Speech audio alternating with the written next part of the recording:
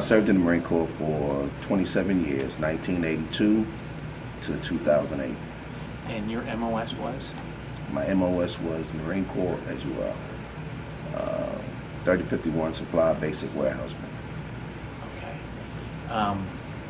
So what we're trying to do here is just to talk about the legacy of General Gray and share some moments, memories of him and what he meant to you as a Marine. First, if you could, where did you first come in contact with General Gray? And if you could just answer in complete sentences, I came in contact with General Gray, or whatever.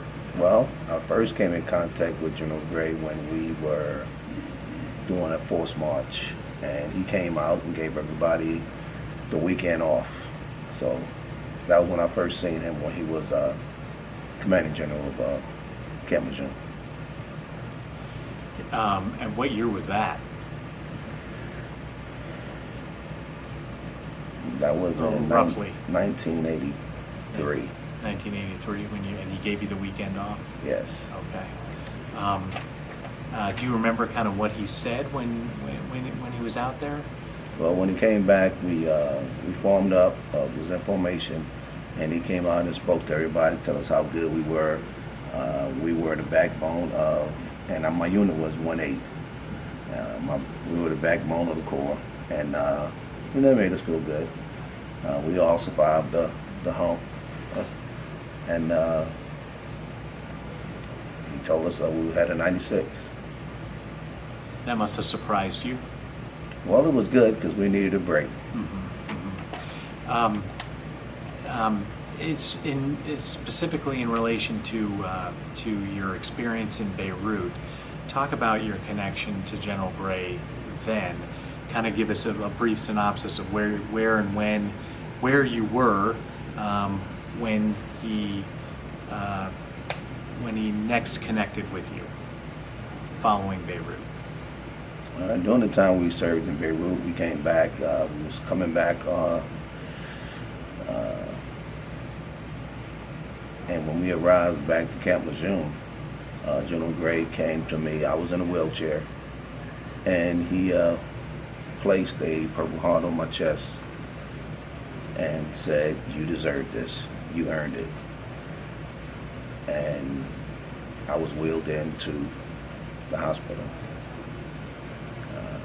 I wasn't moving very good at the time, but I was proud that it was General Gray that gave me my Purple Heart.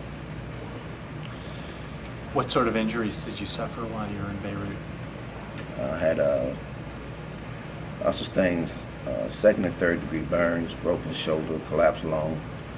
My left cheek was ripped open. Burns on my legs, shoulders, arms, chest. All my pigmentation in my face was burnt off.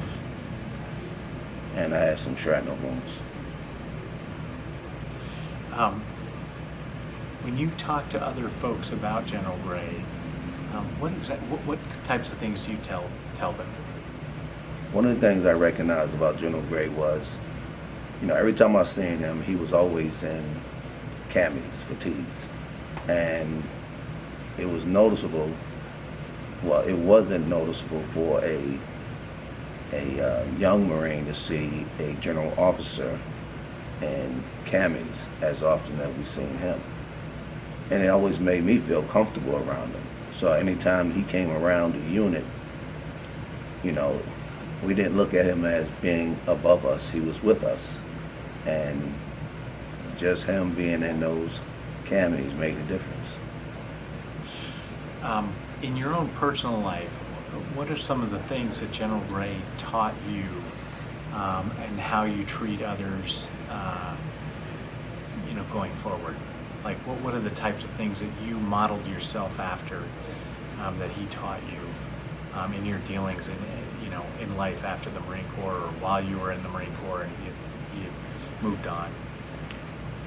Well, from the time I met General Gray, I always felt that he kept us on the same level as him. He talked to us in the same level. He was very open to his love for the Marine Corps, and he demonstrated that. That poured into me of knowing that how high he was in rank, that I loved it also.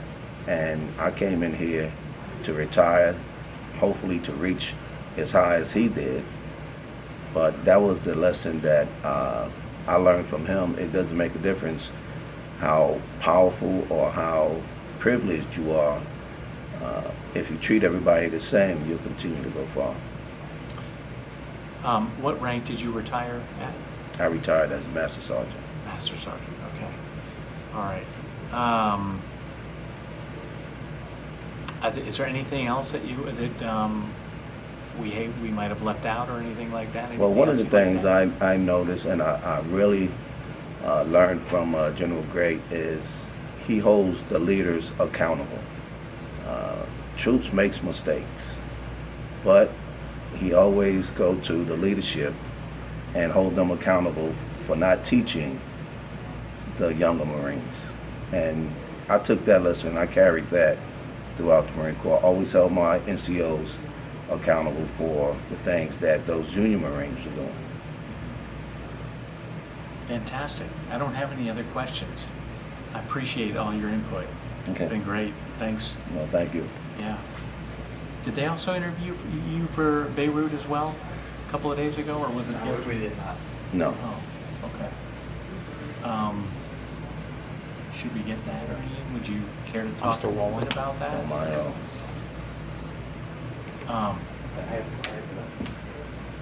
Oh, the questions that you all use for that too?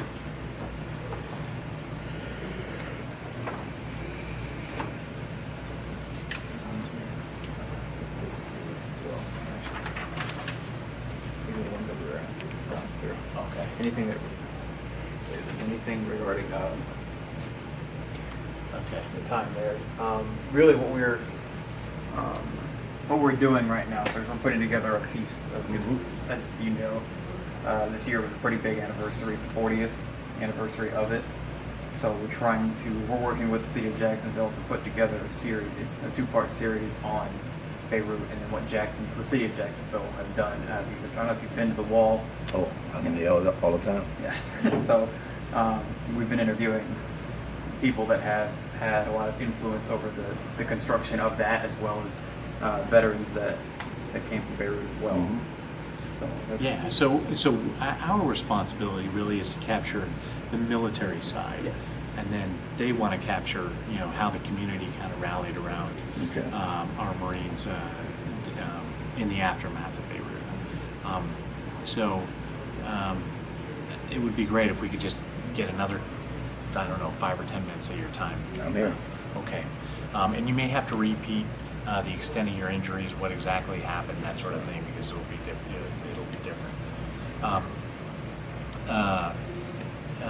So where exactly were you on October 23rd, 1983? And what were you doing at the time of the bombing? Well, October 23rd, I was in my room at the time of the bombing and sleeping in my quarters. Actually, my room was about 1 o'clock to the entrance of the front of the building, where the truck went in the building. And earlier that morning, once we got in condition 2, I went down and used the head, went outside and used the head, came back in, and since all we heard was small arms fire, I took off my flak jacket and camis and had my long johns on and got back in my cot and strapped my weapon back around my leg and went to sleep. When I woke up, I was buried, not knowing at the time that it was the entire building, but I was buried, laying there, trying to figure out what happened.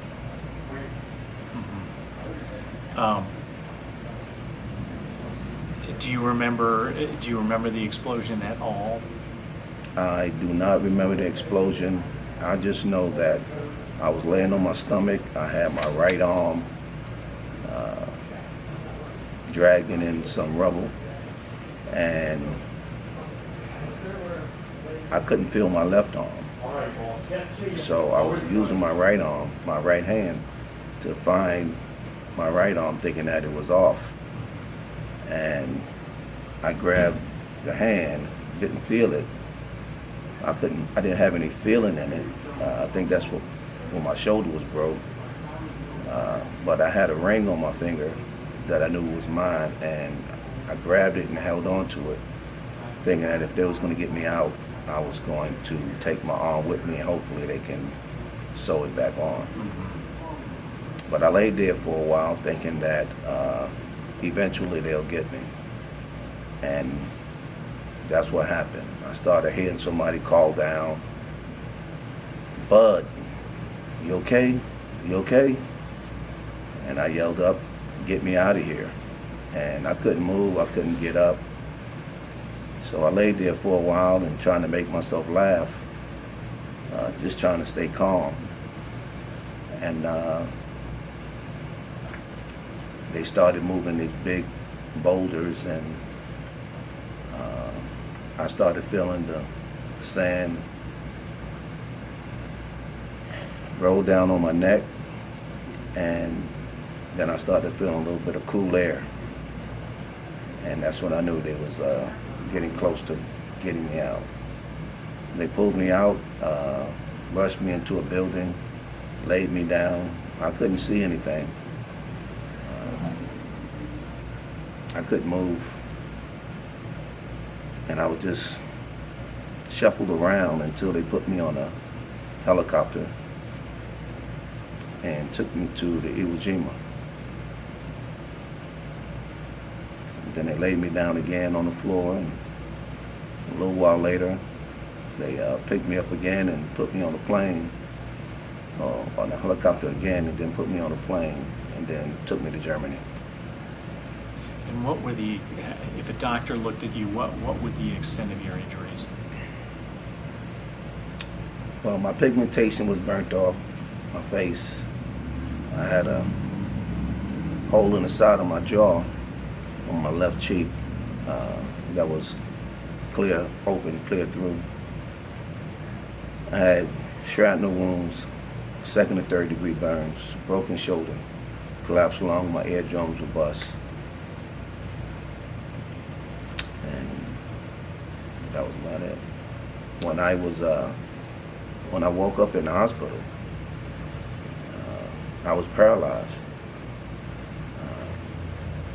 They kept scraping my feet, my hands, and I just thought I was going to be dependent on somebody to take care of me for the rest of my life.